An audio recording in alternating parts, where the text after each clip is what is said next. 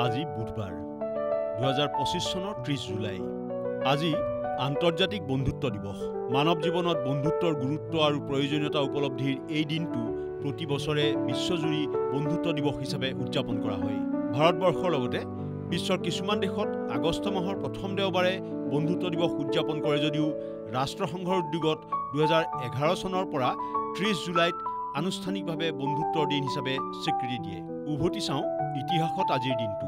NRCৰ খচৰা প্ৰকাশ। 2018 চনৰ 30 জুলাইত প্ৰকাশ হৈছিল অসমৰ ৰাষ্ট্ৰীয় নাগৰিকপঞ্জীৰ চূড়ান্ত খচৰা। খচৰাত প্ৰায় 40 লাখ লোকৰ নাম কৰ্তন হোৱাত তুমুল প্ৰতিক্ৰিয়াৰ সৃষ্টি হৈছিল। চূড়ান্ত NRC প্ৰকাশ হোৱাৰ পিছত এয়া বিসংগতিপূৰ্ণ বুলি বিভিন্ন পক্ষৰ আপত্তিৰ পিছত সমগ্ৰ বিষয়টো স্থগিত হৈ ৰয়। বাগদাদ চহৰৰ প্ৰতিষ্ঠা। 762 খ্ৰীষ্টাব্দৰ 30 জুলাইত টাইগ্ৰিছ নদীৰ পাৰত আব্বাছী খালিফা আল মাছুৰে প্ৰতিষ্ঠা কৰিছিল ঐতিহাসিক বাগদাদ চহৰ। কালক্ৰমত এই বৃত্তাকাৰ চহৰখন ইছলাম বিশ্বৰ সাংস্কৃতিক, অৰ্থনৈতিক আৰু প্ৰজ্ঞা সাধনাৰ মূল কেন্দ্ৰ হিচাপে গঢ় লৈ উঠে। জ্যেষ্ঠ নাগৰিকৰ স্বাস্থ্য বীমা। 1965 চনৰ 30 জুলাইত মাৰ্কিন ৰাষ্ট্ৰপতি লিণ্ডন বি জনছনে সামাজিক সুৰক্ষা আইন প্ৰণয়ন কৰি 65 বছৰৰ ঊৰ্ধ্বৰ সকলো নাগৰিকৰ বাবে স্বাস্থ্য বীমাৰ সুবিধা নিশ্চিত কৰে। সূচনা কৰে সামাজিক সুৰক্ষাৰ নতুন অধ্যায়। মীৰাবাই চানুৰ কমনৱেলথ সোণ অৰ্জন।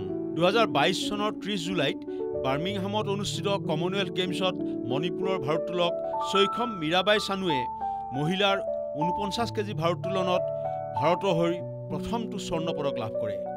মুঠ 201 কেজি ওজন দাঙি তেওঁ কমনৱেলথ গেমছৰ নতুন অভিলেখ গঢ়ে। লছ এঞ্জেলেছ অলিম্পিক আৰম্ভ। 1932 চনৰ 30 জুলাই দিনটোতে আৰম্ভ হৈছিল 10ম লছ এঞ্জেলেছ অলিম্পিকৰ। শান্তিৰ প্ৰতীক হিচাপে 2000 পাৰ চৰাইক মুক্ত আকাশত উৰুৱাই আন্তৰ্জাতিক ক্ৰীড়া সমাৰোহখন মুকলি কৰিছিল মাৰ্কিন উপৰাষ্ট্ৰপতি চাৰ্লছ কুৰ্টিছে। বিশ্বকাপ ফুটবলৰ প্ৰথম চেম্পিয়ন। 1930 চনৰ 30 জুলাইত মণ্টেভিডিঅ'ত অনুষ্ঠিত ফাইনেলত আৰ্জেণ্টিনাক 4-2 গলত পৰাস্ত কৰি আয়োজক দেশ উৰুগুৱে ফিফা বিশ্বকাপ ফুটবলৰ প্ৰথম চেম্পিয়ন হিচাপে পৰিগণিত হয়। 1930 চনৰ 13 জুলাইৰ পৰা উৰুগুৱেত আৰম্ভ হৈছিল প্ৰথম ফিফা বিশ্বকাপ ফুটবল প্ৰতিযোগিতা। প্ৰথম ৰঙীন চিনেমা। 1928 চনৰ আজিৰ দিনটোতে কোডাক কোম্পানীৰ প্ৰতিষ্ঠাতা জৰ্জ ইষ্টমেনে তেওঁৰ নিউয়ৰ্কৰ বাসগৃহত প্ৰদৰ্শন কৰে ইতিহাসৰ প্ৰথমখন ৰঙীন চিনেমা। চলচ্চিত্ৰ উদ্যোগত নতুন যুগৰ সূচনা কৰা এই ঐতিহাসিক প্ৰদৰ্শনত উপস্থিত আছিল থমাছ এডিছনকে ধৰি কেইবাজনো গণ্যমান্য লোক। ইণ্ডিয়ানাপলিছ। 1945 চনৰ 30 জুলাইত দ্বিতীয় মহাযুদ্ধৰ কালত পাৰমাণৱিক বোমা কঢ়িয়াই নিয়া মাৰ্কিন জাহাজ ইণ্ডিয়ানাপলিছ জাপানীজ ছাবমেৰিনৰ আক্ৰমণত ফিলিপাইন সাগৰত ধ্বংস হয়। চাৰ্কৰ আক্ৰমণ আৰু চৰম প্ৰতিকূলতাত 880 জন লোকৰ মৃত্যুৰ এই ভয়াৱহ ঘটনাৰ আলমত নিৰ্মিত হৈছিল বিখ্যাত চলচ্চিত্ৰ জজ। In god we trust. 1956 চনৰ 30 জুলাইত সেই সময়ৰ মাৰ্কিন ৰাষ্ট্ৰপতি ডুৱাইট ডি আইজেনহৱাৰে আনুষ্ঠানিকভাৱে ইন গড উই ট্ৰাষ্টক আমেৰিকাৰ ৰাষ্ট্ৰীয় মূল মন্ত্ৰ হিচাপে ঘোষণা কৰে। শীতল যুদ্ধৰ যুগত আমেৰিকাক ছোভিয়েট ইউনিয়নৰ নাস্তিকতাবাদৰ পৰা পৃথক কৰাৰ প্ৰচেষ্টাৰ প্ৰৱৰ্তন কৰিছিল এই নতুন মূল মন্ত্ৰ। ব্ৰুচ জেনাৰ বিশ্ব অভিলেখ। 1976 চনৰ অনুষ্ঠিত মন্ট্ৰিল অলিম্পিকত 30 জুলাই দিনটোতে ব্ৰুচ জেনাৰ নামেৰে প্ৰতিযোগিতাত ভাগ লোৱা আমেৰিকাৰ ট্ৰান্সজেণ্ডাৰ কেইটলিন মেৰী জেনাৰে পুৰুষৰ ডেকাথলনত সোণৰ পদক জয় কৰাৰ লগতে 8617 পইণ্টেৰে নতুন বিশ্ব অভিলেখ স্থাপন কৰে। জন্ম আৰু মৃত্যু। আজি পদ্ম বৰকটকীৰ জন্মদিন।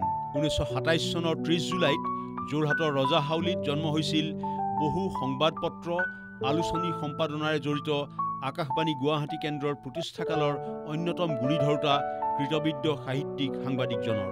হেনৰী ফৰ্ডৰ জন্মদিন।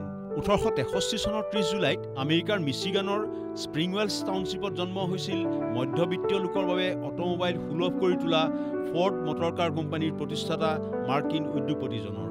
ইংমাৰ বাৰ্গমেনৰ মৃত্যু। 2007 চনৰ 30 জুলাইত 89 বছৰ বয়সত ছুইডেনৰ ফাৰুত মৃত্যু হৈছিল বিশ্বৰ সৰ্বকালৰ অন্যতম প্ৰভাৱশালী চলচ্চিত্ৰ নিৰ্মাতা হিচাপে স্বীকৃত মঞ্চ আৰু চলচ্চিত্ৰৰ কৃতবিদ্য পৰিচালক চিত্ৰনাট্যকাৰজনৰ।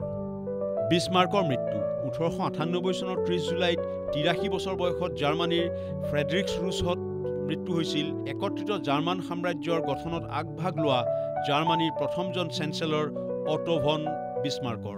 ইনফৰমেশ্যন ডেস্ক, দেশ টুডে।